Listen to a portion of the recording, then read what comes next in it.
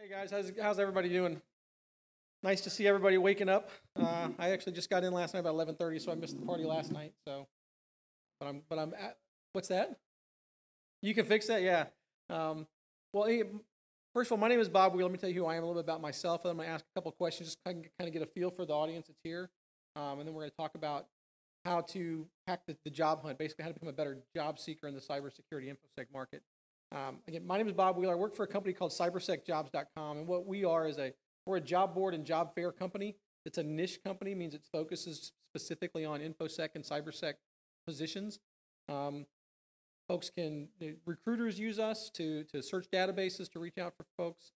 Job seekers use us, come into the job fairs. So my position at the company is actually, I deal with both job seekers and with recruiters, which is a pretty unique situation. And that's why I started putting together these talks, because what I can see is I describe the hiring process like two blind people walking around in a room trying to bump into each other. You know, they're each doing their own thing, and it's just almost like it's a miracle when the right thing happens.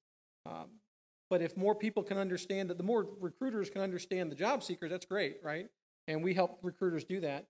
But also the more job seekers and professionals can understand the hiring process, then the more actions that you're going to take are going to be worthwhile. So that's where we're at on everything here. Quick overview of what we're going to talk about. We're going to talk about the current landscape in the cybersecurity market a little bit. We're going to talk about the hiring process. We are going to talk a little bit about building a professional network, job boards, job fairs, resumes, interviews, and what to do after you get the job. This is an hour-long talk. I mean, I could actually do an hour on any one of these pieces if I really wanted to. So we're not going to be able to do that. So I'll just kind of tell you right up front. The things we're going to focus on out of this list the most is going to be the hiring process, networking, and resumes.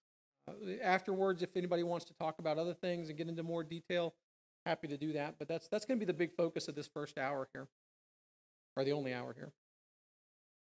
So current landscape. You know, this is a slide from a McAfee report that came out last year about just what's going on in the landscape. So what the kind of things that you're hearing is that companies need cyber talent, right? You know, it used to be years ago that the government owned cyber talent as far as like a professional paying legitimate job industry type thing. But then as years have gone by and more companies are realizing the need to protect their data, whether it's Sony, Target, any hospital in America, all the way down to smaller organizations, they're realizing that there's more of a need than there are people that can do those jobs. So you're seeing it all over the news. Cyber skills are in demand. Cyber skills workforce. Out of curiosity here, how many folks here, if someone offered you a job that they could take, like you're looking for a job right now? Anybody here looking for a job? Pretty much right now. Okay. Lots of hands raised up. One guy put his hand up, both hands up, so he's looking for 2 jobs. How many people here, just out of curiosity, are like currently students, like looking to get into the industry? All right, so no students in this audience. So how many folks here are just professionals already happily employed, just kind of wanting to make sure that you're paying attention to the world around you? Quite a few of those. Anybody here, military veterans, like just getting out of the service in the last, like, say, 6 months or so? A couple? Okay, so job seeking is always a little bit different, too, for folks who've never even been in the job market, so we'll talk about those things. But when we're looking at this, there's that one slide down there, 0% cybersecurity unemployment. If there's 0% unemployment, how come I had hands that went up and one guy's hand put 2 hands up, right? How does that make you feel when you see the stat like that? It kind of makes you feel like, well, what about me, right? But what we also know is, besides the fact there's a big demand, we also know that being a job hunter is not easy. Whether it's things that people are trying to focus on, women in cybersecurity or veterans in cybersecurity, or the fact that the really tough thing is the high-end positions, the CISOs and those types of things. Being a job seeker is not an easy thing to do, and it's not in any market, but particularly in a market like InfoSec. So you want to really know the market. That same survey that they did, that McAfee put out, they kind of listed some of the things that are the most in demand, the scarcest skills. And you see right up at the top there, software development, intrusion detection, attack mitigation. Those are in the 70% of people saying that they don't have enough of those things. Lower down on the list is the ability to manage a team and work collaboratively and stuff like that. So if you're looking, whether you're looking to get into cybersecurity, or whether you're looking to just stay in the industry, or trying to figure out where in the industry your next gig is going to come from, it's important to know what it is people think is scarce. And one thing that this slide doesn't talk about is also geography. A lot of the stuff that you hear about in any market, but cybersecurity in particular, is going to be, we're missing all of these folks, we're missing all of those folks. But it really depends on where you are, too. The Nashville market is different than the Atlanta market. You know, if you're a great cybersecurity professional and you live in, you know, nowhere, Monette, Missouri, which is where my sister lives, it's the middle of the country, you know, you could be the smartest person in the world, but if there's no opportunities there, then that doesn't mean that there's no opportunities anywhere. It's just where you're at. So you want to make sure that you're paying attention to the local, not the local economy, but the local scene, basically. And places like SkyDog are a great place to do that. Other things to know about the market is, you know, we have this, we saw the slide, we saw the headlines. There's not enough people that know how to do these types of things. So when that happens, what happens after that? A lot of people start telling your kids, hey, get into cyber, right? You know, every community college, every college has got new programs and certification programs, and lots of veterans are coming out of the service saying, well, I don't know what to do when I get out of the Navy, so let me get into cyber because I hear that they're killing for that kind of talent. And then you end up with this glut of talent that's at the entry level, but what you don't have is enough stuff at the top. And that's why this is a slide. Indeed did a survey, had some data that came back. For every CISO position that was listed, there was twice as many applications and people expressing interest in the CISO position. And what they said when they came back on that, it doesn't mean that there's all of these chief information security officers just running around qualified but can't find a job. What it really came down to was there was a lot of people that were not really qualified that were applying and interested in those jobs. Question right there.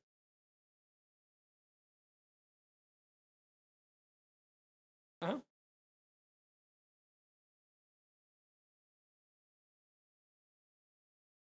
Mm-hmm.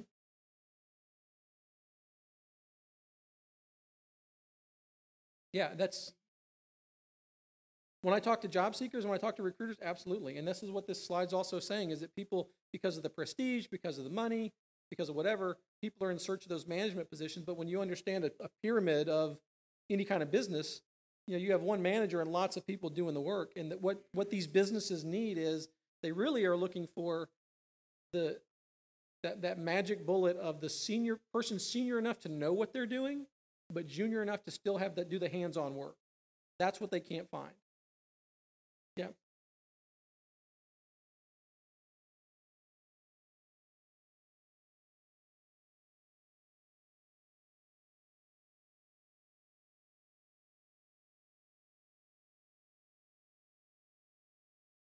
I think that you can see that, but it's going to really come down to the types of company.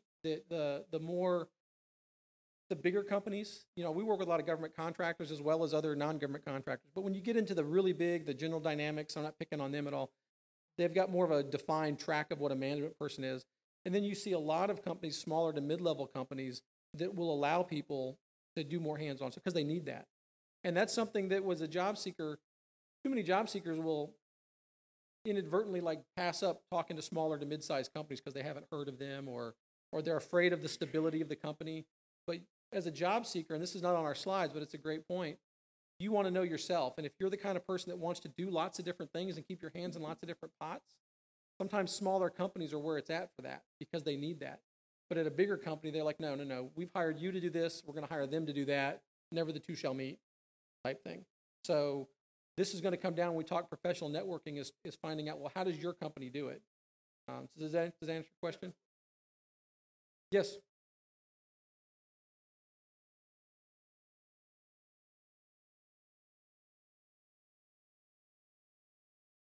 Mm-hmm.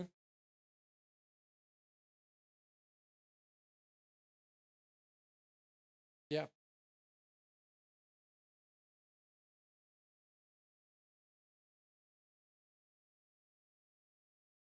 And that's also a good point. And you're seeing as the companies are evolving, they're just now, a lot of the companies are just now realizing, you know, and the greater the demand for, the greater the risk, you know, hospitals 20 years ago were nothing as far as information security. For a great example, you know, once ransomware starts hitting some hospitals, all of a sudden they're all like, oh my God, And so it's almost like industry by industry. They're waiting for their neighbor to have an issue to go, oh my God, what are we going to do type thing. And then when they do that, just like in lots of other new industries, human resources saw this, where some of the bean counters, as they create positions, will start to say, well, don't we have an IT department to do that? So it takes a little bit of helping them to understand the need. And that's not something you can do on a job seeker level, but it's certainly something that when you talk to industries, start to notice which industries are going to what conferences, because that's going to show you who's valuing information security already. And it's probably better to work at a company that values it than have to work at a company to like bang down the door to convince them that it's important. Those are two completely different jobs, right? I'm going to pay you to protect my stuff versus I'm going to pay you to convince me that it's worth protecting in the first place. Those, two different jobs right there. Any more questions on that, though? All right, so as we move forward, we want to understand the process. There's only trust the process, right? It's not just trusting the process, it's understanding the process. As you can probably tell by just looking at me, I'm a martial arts expert, right? Yeah. Well, I was in the military for a few years, and I took the most basic level. There's a Marine right there, Semper Fi guy. I took the most basic level of martial arts the Marine Corps offered. And what I do remember from jiu-jitsu is when they push, you pull, and when they pull, you push. And the job hunt process, that process is kind of the same way. The more you can understand what they're doing, the more you can make sure that your actions are helping that and not going against what they're trying to do. And when you can work in that direction, you're going to accomplish your goals a lot more efficiently and a lot quicker. So we're going to talk about the hiring process. And the first thing you want to know is who's who in the zoo and what do they do? So when people talk about hiring, they say, you need to talk to the hiring manager. And I've talked to many job seekers who end up going and saying, well, I've looked on the list of people who work at this company, I can't find hiring manager anywhere. They don't know what a hiring manager is. And what a hiring manager is really just a manager of a team who's been given authority to make a hire. That's all it is. So it's whether it's a red team, whether it's an analytic team, whether it's a anything team. So when you think about this is what makes it so tough for these hiring managers when it comes to hiring folks. They've got a team that are supposed to be doing a job. The only reason they're hiring is because what? They don't have enough people to do the work they're supposed to be getting done. So at the very moment that they're trying to do more with less, they have to also add on now you need to go through the hiring process work of finding somebody. So that puts a lot of stress. This is why managers hate hiring people. It's why they're so careful about hiring people, because they don't want to do it any more than they have to. So it's like a risk management thing for them. So they really, really want to make sure it's the right fit. So what they're going to do is they're going to say, we need to get a recruiter. So the recruiter is going to be there to help make this process go along. And I'll tell you right now, if you've ever looked for a job, the relationship between the hiring manager and the recruiter is the most critical thing. There's nothing you can do about it, but it's the most critical thing that's going to affect how well your process goes. Because in an ideal world, the recruiter goes to the hiring manager and says, so tell me, Joe, now that Jane's left, what do we need to fill this position? And in a perfect world, the hiring manager says, well, I want to have somebody with this much experience, that's used these types of tools, that's done it in this type of environment with this much experience. And oh, by the way, this is where I think you can find them. You should probably go check out this and that. And if they don't have this, but this is close enough, that's what you hope happens. But because those hiring managers are so scatterbrained, they've got so much other stuff going on their plate, it can just become, you know what, look at Jane's job description and find me one of those. And they don't recall that Jane's job description was written 12 years ago because they've been using the same one for the last 12 years. And that's why you start to see these things. And so you say, well, I've got all those pieces of experience. So now the recruiter's job is to gather resumes of people, bring a slate of candidates, maybe 10 candidates, to the hiring manager and say, hey, out of these 10, who do you want to interview? And they pick 5, for example. Well, if you don't have that good relationship, the hiring manager goes, well, none of these people have a CISSP. I'm not going to interview any of them. And the recruiter says, well, you never told me they needed to have a CISSP. Well, yeah, but they do. Back to the drawing board. So if you were in that process and you were talking to the recruiter and you didn't have your CISSP yet, and the recruiter was like, oh, don't worry about it. You've got everything else you need. This is why they come back and say, yeah, sorry, you're not a good fit for the company. And who are you frustrated with? The recruiter. When really it's the process, it's the hiring manager. So those things really do happen. And this is why the more you can understand talk to the hiring manager, the better off you're going to be. The last person on this list is somebody called a sourcer. Really big companies. We talked about big companies. They'll hire folks who are sourcers. They're kind of like the hackers of HR in the sense that they're just, solving puzzles and riddles and looking for the hard to find things. They're the ones that are on the job boards just scouring resumes. They're the ones that are, looking at the good ones are like looking at lists of who's going to what conferences, trying to find people. All they're going to do when they contact you is find out, hey, do you really have this certification? Do you really have this experience? And if so, they're going to pass you on to the recruiter, and then they're back to just sourcing. That's all they do is just source. Small companies, you could have the hiring manager doing all three of those things. Small companies, you could have one person doing the recruiting, the hiring, the sourcing, and oh, by the way, the operational stuff at the same time.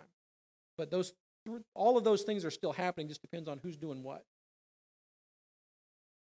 And each job process is unique. This is a good example of why you can talk to somebody and not find out what you think you're going to find out. Every recruiter works off of so many requisitions, how many they've got to fill.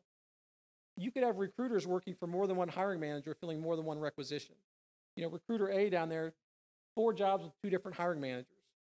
So when you think that he or she is just focused on this one position that you're talking to, could be more than one thing. Big companies might have more than one recruiter. So now if you talk to recruiter A about one of those jobs and you say, well, I also saw you're looking for one of these, and the recruiter says, well, that's not in my lane, that could fall under this recruiter B person over here who's dealing, and same deal. Remember how we talked about the relationships between the hiring managers? Recruiter B might have a great relationship with one hiring manager and a lousy relationship with the other 2. So that's why every job you're talking to, even at the same company, can have a unique process of how it's working, because there's all these different individuals that are in that process.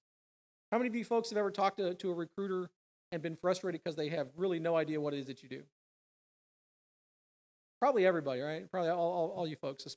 And that's common of not just InfoSec, but anything that's very highly technical. At a small company, let's say recruiter A, that both of her hiring managers are InfoSec cybersecurity folks, and that's all that recruiter does. That's called a technical recruiter.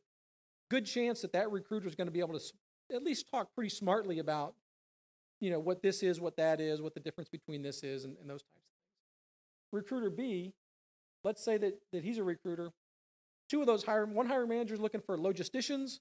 One hiring manager is looking for security guards, and that one hiring manager for one job is looking for a mid-level analytical person for cybersecurity.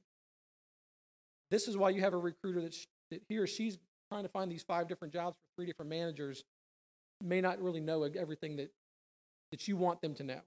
But don't get frustrated, because really what you want to do is get past her or him to the hiring manager, because once you get to the interview stage, the hiring manager they're going to know what you're talking about. But that can explain why sometimes you're like, oh my God, that company, I talked to that recruiter and she had no idea what I do or what the job entails. And if that person says, ask questions that aren't even in line with what you do, that's also an indication of that relationship with the hiring manager.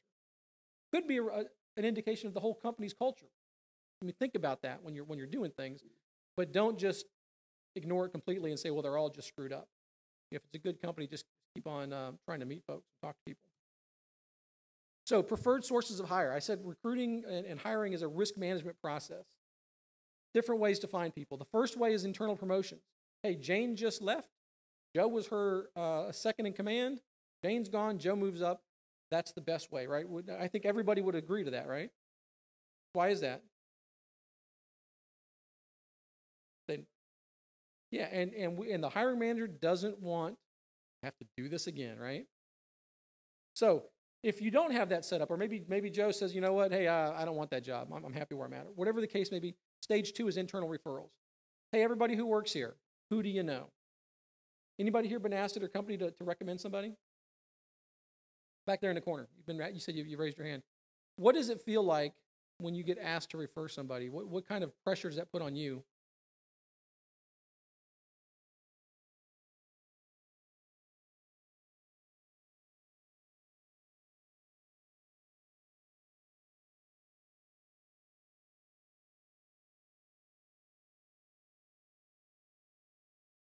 Uh-huh.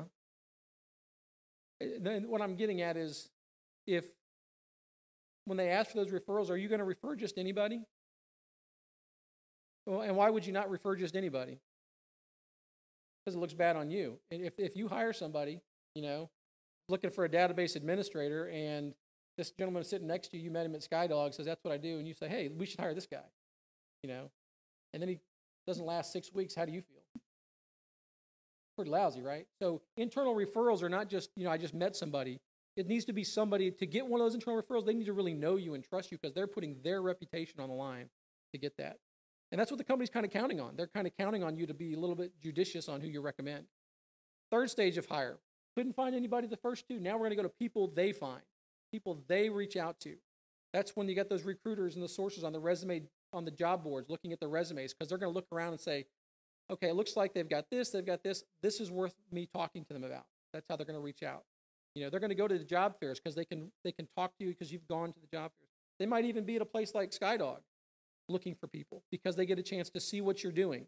They see what you're doing at the capture the flag, or they see what you're doing. They just talk to you a little bit during lunch and breakfast. They got a good vibe from you, so they're going to move you on the process. Yep.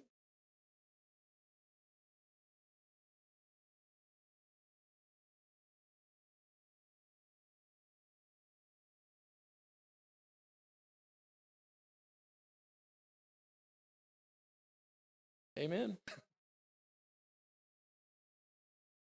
That's exactly right. And even if they weren't recruiters, they could be just hiring managers who are just saying, I'm always scouting for good talent.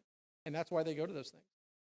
And then the least way on the bottom there is people who find them, which is just applications, blind applications. I saw on your website, I sent my resume in, please hire me.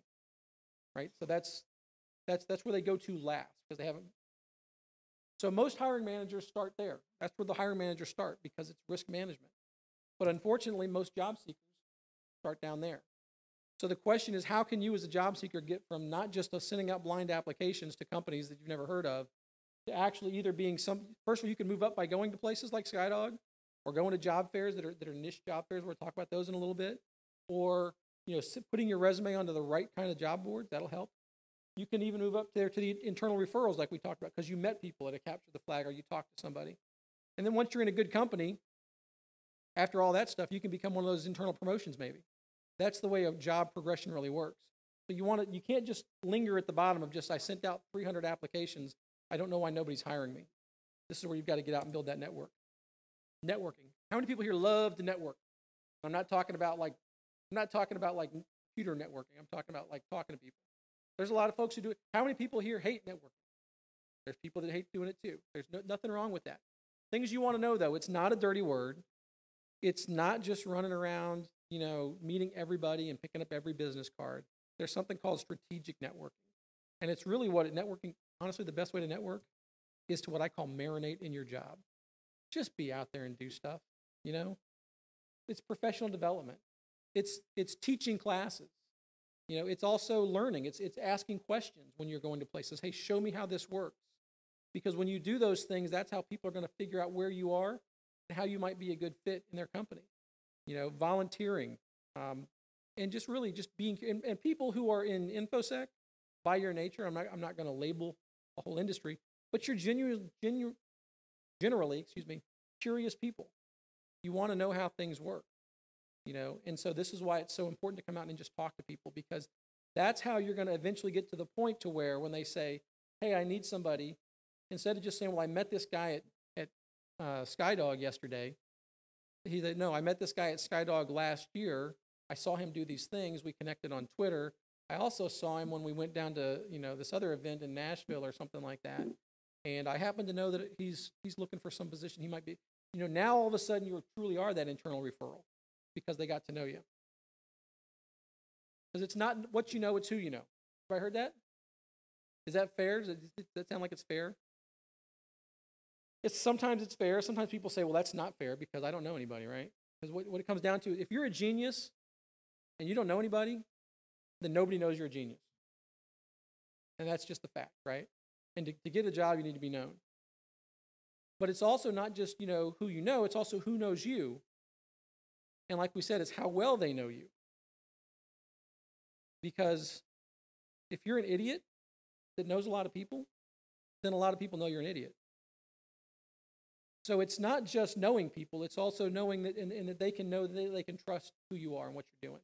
So it's being able to kind of not show off, not, in a way that's a bad way, but just let them know who you are and what you do. Other things here. We're going to talk a little bit about how to kind of strategically network, and folks in this room are pretty computer savvy, but social media can be a great way to enhance your networking, whether it's Twitter, LinkedIn, even Facebook. I like to use Twitter for things like following conferences. LinkedIn is great for following people, especially it's following companies, seeing what's going on. For example, how many people here are on Twitter? The cybersecurity industry is one of the most Twitter-friendly industries in the world. If you're not on Twitter, but you're in cyber, you're probably missing out, quite honestly. This is just a screenshot the other day I just took of the SkyDog7 Twitter feed. When you're on here, don't just follow what SkyDog is saying. Take a look at who's following SkyDog and who SkyDog is following. This is the screenshot of who they're following. So these are different people, companies, organizations. You scroll through that, you can really get a good feel for who else is out there. What other companies are doing things. And it's going to open up a lot of possibilities. And obviously they have some kind of connection to the Nashville area, so do those things. When it comes to things like job boards and job fairs, the key word here is niche job fairs. The more specific you can be when you're using those types of things, the better off. If you're in an industry like cybersecurity and InfoSec, or even IT, you want to go to where people are looking for specifically those types of things. Job boards, like we said, they're used as sourcing tools. Our job board, I'll show you a picture of our job board in a second. There are more recruiters on our job board searching resumes than there are people posting jobs. And there's a lot of jobs on there, but there's more recruiters because they like to use that to filter themselves. So you need to create your profile and be on there to be found. And being on a giant be-all, end-all job board that tries to be all things to everything, that's how you're going to start getting spam emails that say like, hey, Mr. Ethical Hacker, have you ever thought about being a dentist? Those types of things. Just because you worked at a dental office as a, running their information security type thing. Being on a more niche board means that you're going to be reached out to by people who are looking to understand your skills. They're paying extra money. They're actually paying extra money to access less people because the less people that they're accessing are more likely to be the people they're looking for. That's really what it comes down to. Kind of want to follow the money.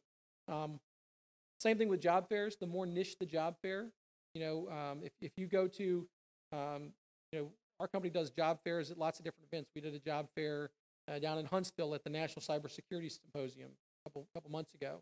We've done things in San Antonio at cyber events. If you're going to go to a job fair and it's at a cyber event, you're going to talk to people who are hiring cyber folks and InfoSec folks. You're also more likely going to see hiring managers who are there. If you go to just a general, like the Nashville City job fair for everything and everybody, chances are you're not going to find what you're looking for there. So don't just pass job fairs and job boards off as being useless. Find the ones that are niche and are focused on your market. Example here, this is what the homepage of CyberSec Jobs looks like.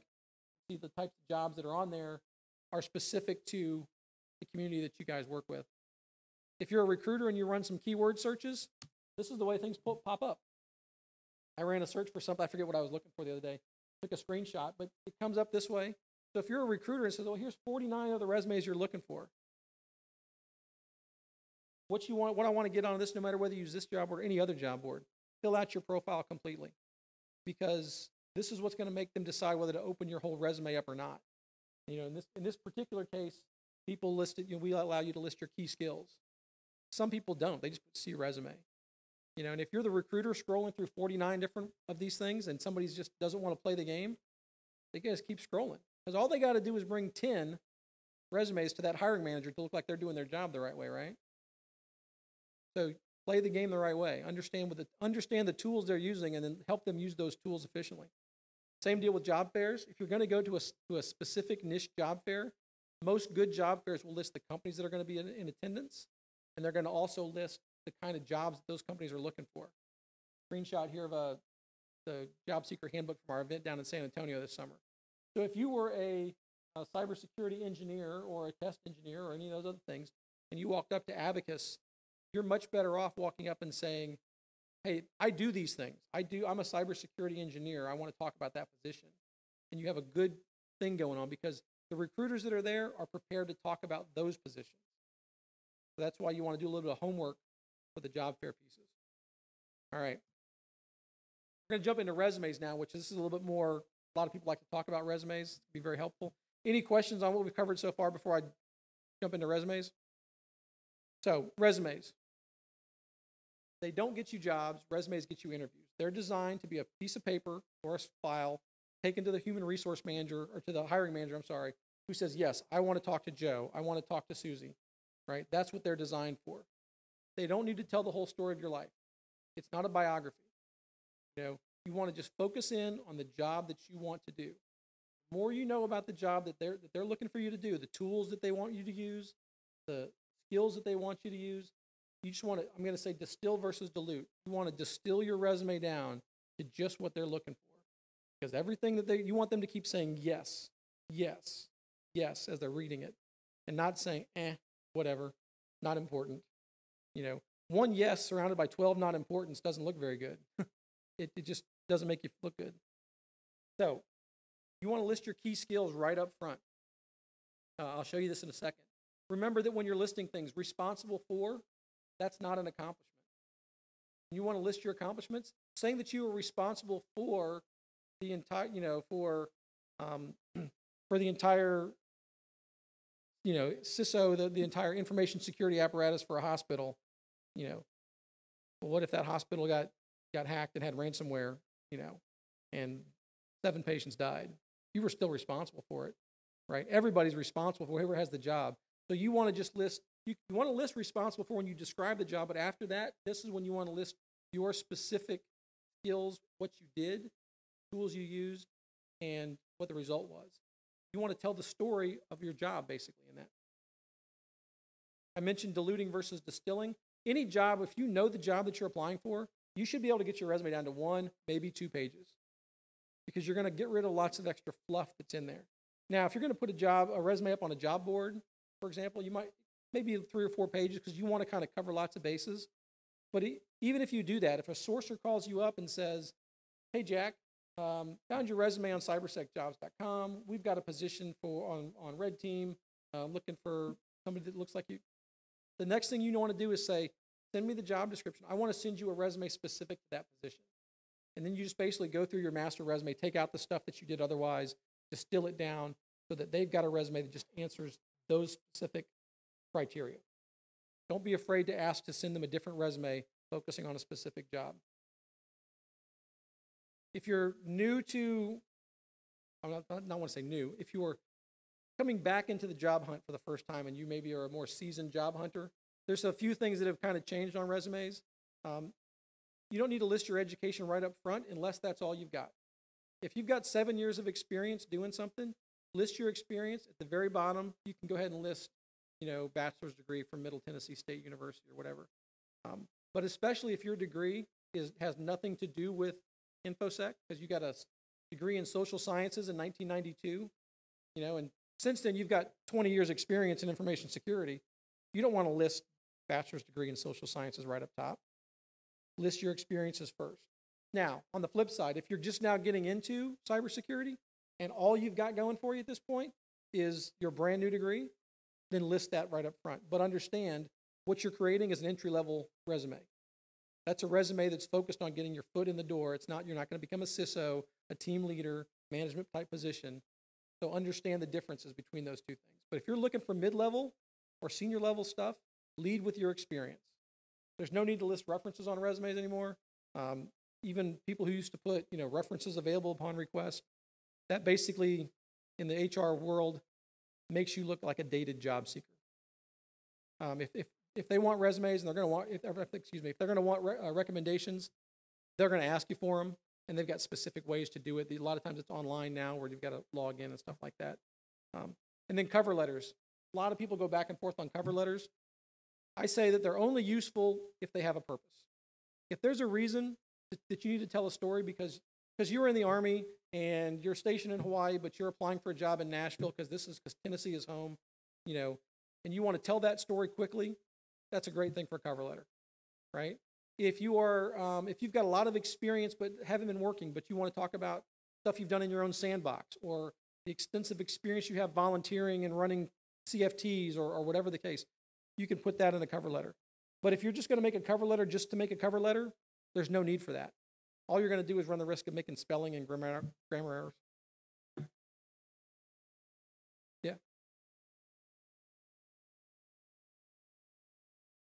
Yeah, it really can be. That's a great point. If you've talked to somebody and Joe said, "Hey, send me your resume. I'm going to pass it on."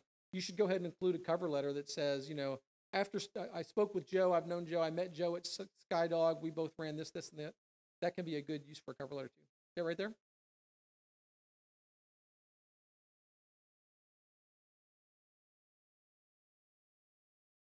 Mm-hmm.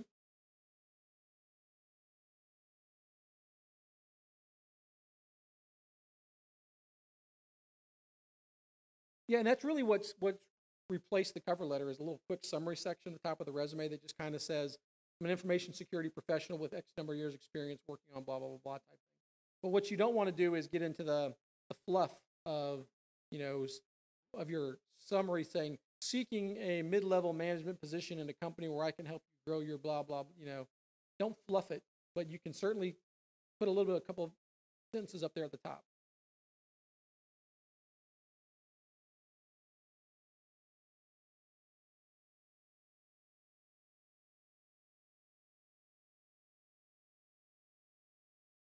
Hmm.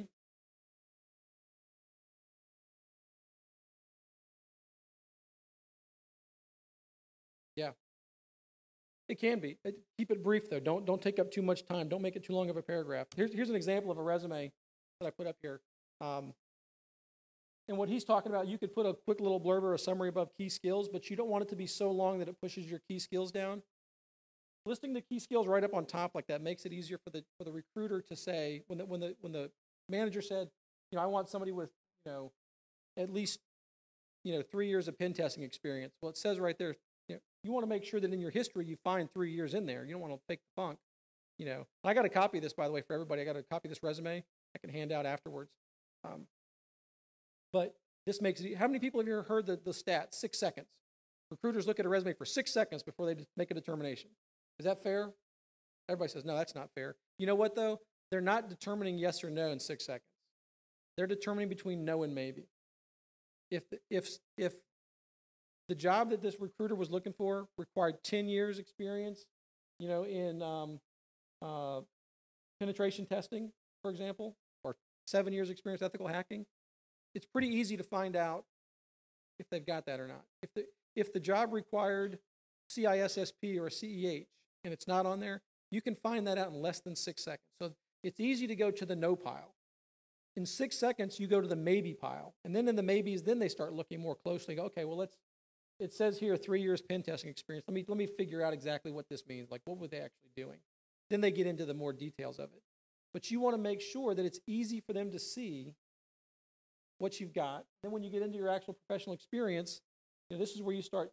The first couple sentences below each job says what the job was entailed, what you're supposed to do. And then you get into your bullet points. Your bullet points of what it is that you did and how often you did it, what kind of tools you use. That's the really big key. When I talk to recruiters and hiring managers, especially in the InfoSec community, what they really want to know, and somehow you got to find a way to do this in your resume, tell the story of what it is you do, the tools that you use to do it, that particular job, and the result. So don't just list up there JavaScript or Bash or something like that. In the resume, tell them how you're using that. And one of the mistakes that I see, there's folks out there that program in like 37 different languages or use a million different tools. So they list all of this stuff on their resume, and it just becomes. So now you're forcing that recruiter to be like, well, do they have Python?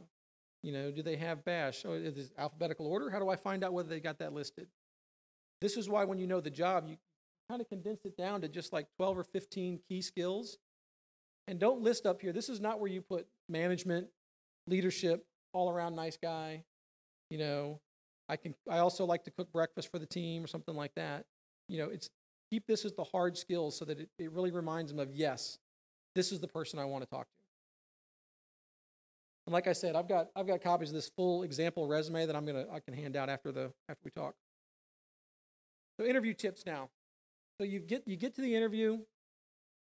Once you get there, just a few things. Keep it real, which means don't fake the funk. No need to lie about things. They're going to find out.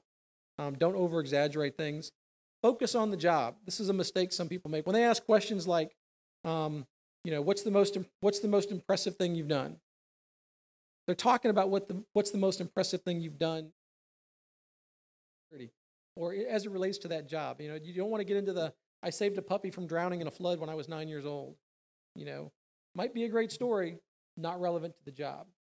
And the worst thing that's going to happen is people are going to start going down rabbit holes of, well, was that the flood of 75? You know, no. Keep all of your answers need to be specific to the job. Make sure that you ask questions. Another common mistake people make is when they get to the job interview and they say, well, what questions do you have for us? It's like the overeager job seeker's like, no, I'm good. I love it all. I'm ready to start right now. You know, that's not a good thing. They want to know what kind of questions you have. So you should have some written down. Write down on a little piece of paper 5, 6, 7 questions just to, because you're going to freak out a little bit. It's been a stressful interview. When they're going to ask, what questions do you have for us? Go back and look. Some common questions you could ask. I mean, they're going to ask you, where do you see yourself in 5 years, right? Flip the script. Hey, where do you see this team in 5 years? Where do you see this company in 5 years? That's a good question because it shows you're interested in where they're going and what they're doing. And you want to ask these questions because they're interviewing you, but you're interviewing them too. Remember how I said that the hiring manager doesn't want to go through this process again? Neither does the job seeker. The last thing you want to do is end up at a company that's like, you know what? I had no idea that I wasn't going to do what I thought I was going to do. Ask those questions. And then when you're all the way done with the interview, make sure you follow up. You know, back in the old days, people used to send handwritten notes, and that can be nice, but it takes a long time. Send an email at least. Send an email to everybody you talk. If they gave you a business card at the interview, send them an email. And just say, hey, Joe, hey, Jane, thanks for taking the time to talk to me. I really enjoyed hearing about fill in the blank of a couple things. And if you want the job, tell them you want the job. At the end of that, say, after learning more, I'm really convinced that working here at ABC Corporation is a great fit. I just want to let you know I would love to work here. That's a big thing to tell them you want the job, because a lot of people aren't going to tell them they want the job. And flip side, if you don't want the job, don't be afraid to say, hey, after the interview, it sounds like the way that you're going is not what I really want to do. I appreciate your time. Being nice and polite, recruiters talk. There's a good chance that they could say, you know what, we kind of felt the same way. He wants to go in this direction with his career. We're not going in that direction. And next time they're at a recruiting conference, someone says, I'm looking for people that's going to do this. It's very, very often the recruiters will say, you know what, I know a guy. I just talked to a guy last week that wasn't a good fit for us, but that's exactly, he wants to get into intrusion detection. That's not what we're doing at all. Really smart person, here's his resume. So don't ever burn a bridge. Don't ever burn a bridge.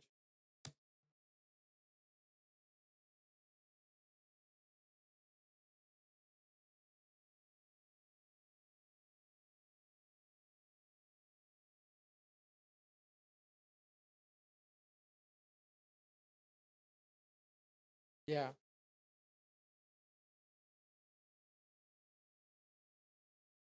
Either pushy, or it also comes off as insecure. You know, that's a good point. You know, like I said, sending an email 6 to 12 hours later, one email is fine. Don't go overboard. Don't act desperate, because people can smell desperate, and that's not what they want. And then they start wondering, well, if this guy can't get a job, why is everybody else not hiring him either? What are we missing? You know, so that's a terrific point. You want to be genuine. You know, reach out and say thank you, but don't overdo it by any stretch of the imagination, because that's a way to burn a bridge just as fast either. Because now if they ask you, might say, I know a guy who's pretty smart, but he's kind of creepy actually. You know, I think he might be a stalker. Back there first, and I'll come to you. Go ahead.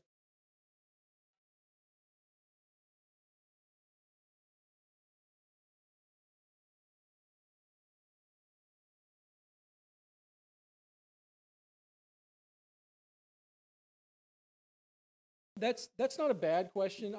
There's probably some recruiters who might be uncomfortable. Oh yeah, his question was getting immediate feedback after the interview, where you basically say, we've talked about things. Do you have any concerns about my ability to do the job? I think if you handle that question correctly, that can be a really, really great question. Because if you can phrase it in kind of the same way you did, hey, after talking, you know, is there anything about my resume that still concerns you? Because if they do bring something up and they say, well, you know what, honestly, we're concerned about the fact that you don't have a bachelor's degree, you only have an associate's degree. That does give you a chance to address that a little bit more. And it also lets you know kind of where you stand on things, you know. So I think that can be a good question, a useful question.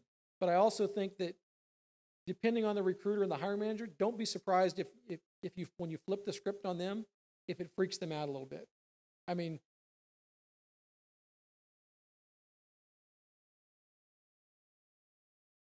yeah.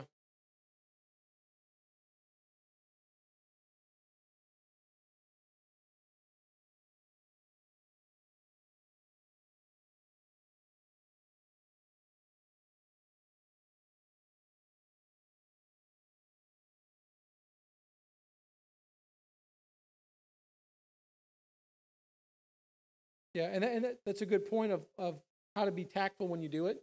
I think when the question when you ask it, if it's really focused on, is there anything in my resume that you don't understand, is one way, versus you don't want to say, how do I compare to the competition? You know, like he's saying, they've got more interviews, they're going to talk about things, there's lots of things that are going on. So being tactful in the way you ask the question, but making sure, if the question is there anything that you don't understand or I should clarify some more, that could be a good way to do it. Hiring is a dance. You know, it really is. There's a little bit of back and forth. There's no 100% right answer. And, you know, for every gentleman like this, there could be another hiring manager who's just completely different. He's like, you know what, this guy asked, and that shows that he's got gumption, you know, but you want to know those things. So decent question. One of the things when it comes to feedback too, when do you follow back up? Again, don't be pushy. Don't be like, hey, I had an interview yesterday. Have you made a decision yet? Or I had an interview on last Friday, and now it's Tuesday. Understand the process means that there's people that are going back there, making decisions, talking amongst themselves. Sometimes when it comes to getting word back, they can't give you an offer until it goes through human resources and it all gets approved, things like that. And if one person's on vacation, it slows the process down. And then honestly, you could be the number two. And they sent out something to number one, and number one says, you know what, I found a different job, so I don't want that job. And now all of a sudden you pop up to number one. Now, what I will tell you is it is okay to follow back up if they tell you when. So if they say we should have a decision by next Thursday, I usually tell people wait day plus one. So if they say next Thursday and you haven't heard nothing by Friday, at that point you could send just a polite email to the recruiter. Just wanted to check in on the process, you know, because you've waited at least 24 hours after they said when they were going to be done. In your feedback question at the interview, you can ask, what's the hiring process like? You know, what's the timeline that you expect to hire this, so that at least you kind of understand too. They might say, hey, we're gonna have a decision by the end of the week, or they might say, we've got interviews scheduled for the next 2 weeks. We're not going to know till the end of the month. So you can ask that question too. I got 3 questions, so we're going to go all the way back there and then work the way back there.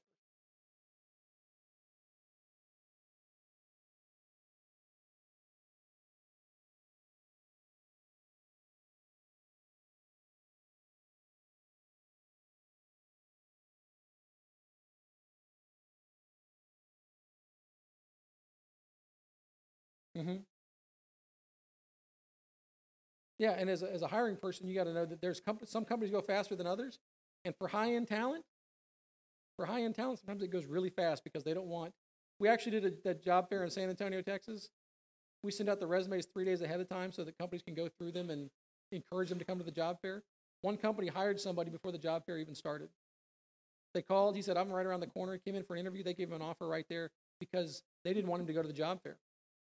They didn't want that talent to go talk to 25 other companies that were looking for it. So they gave him an offer sheet. He signed it. We got to the job fair. They're like, we've already made one hire. This is paid for itself as far as they were concerned. More questions right there?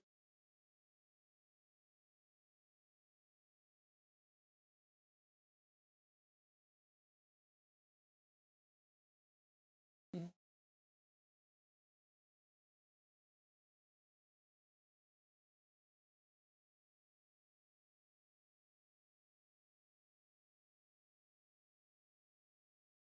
Yeah. Yeah, the salary question is always interesting. First of all, we need to always understand that salary is not the same as compensation. So it's not just a sheer number, you know, because benefits and things like that go into it. If they ask you, in a lot of places now are no longer asking you what salary you made in the past. It's kind of becoming a more and more illegal question in different locations. It's at least falling out of favor. But they might ask you what kind of a salary range you're expecting is what they're asking. And the reason they're asking that is in human resources, they've got pay bands. So they'll well, you know what? You're allowed to hire this person, and you can pay him or her anywhere from this level to this level. Now, if you were to show up and say, well, I need this level way over, I need 200,000, and it's only 100 to 125, that recruiter is just going to say, you know, it's not going to be worth anybody's time to keep this going. So that's why they're asking. But they won't tell you, yeah. Yeah. And there's nothing wrong if it's that important to you, and especially if you're a higher end technical person, to just say, and you kind of want to put it out there and say, you know what, I'm expecting around this level. Is that going to be a problem? And they'll let you know if it's going to be a problem. Yeah.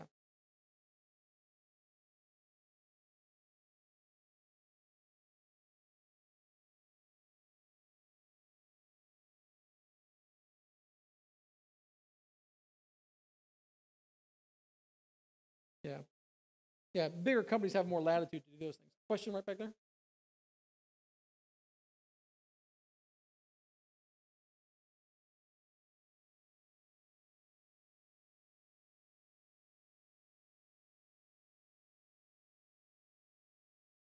Yeah, that's a legitimate question. Those are good questions to ask when you close it up, because it lets them know that you're engaged in the process. So anyway, so now you got the job. What do? It's pretty simple. You keep building and maintaining your network. If you're already employed, you're coming to SkyDog, you're going places, you're talking to people, because you don't know when you're going to need a position, or you don't know when your company's going to say, hey, we got a $10,000 bonus for anybody who can refer us the next whatever, right? So keep marinating in your position, in your profession, keep doing things. That is my talk. Like I said, got deeper into some things and not as much into other things. This is my contact information. This has got, I'm on Twitter, SailorDoc, which goes back to my old Navy days. I'm on LinkedIn. You can find me. My email address there is bwheeler@cybersecjobs.com. I'm done. I'm going to stand in the back. I've got some example copies of that resume. If anybody wants just a hard copy of that, I got a couple business cards if anybody wants those things too. I'm only going to be hanging around Nashville for about another hour before I got to get on a plane and fly back to East Coast. But I'll be happy to talk to people out in the lounge as well. Roughly where? Well, my company's based out of D.C. I live in North Carolina, so Are you? Well, I'm flying back into North Carolina, and I'm going to D.C. on November 2nd for our next thing. But that's where I'm at. We're based out of the Falls Church area, where our company's based out of, and I live in North Carolina. So that's all I got, guys. Thanks for your time, and I'll talk to you in the back there.